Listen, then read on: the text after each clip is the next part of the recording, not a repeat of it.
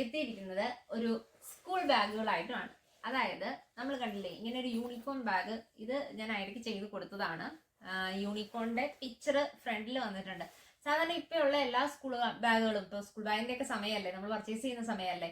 അപ്പോൾ ഗേൾസിനാണെങ്കിൽ യൂണിക്കോൺ ഉണ്ട്, സിൻഡ്രല ഉണ്ട്, ഡോറാബുജി ഉണ്ട്. അപ്പൊ അങ്ങനെ ഒത്തിരി വെറൈറ്റീസ് ഇപ്പൊ വരുന്നൊരു സമയമാണ്.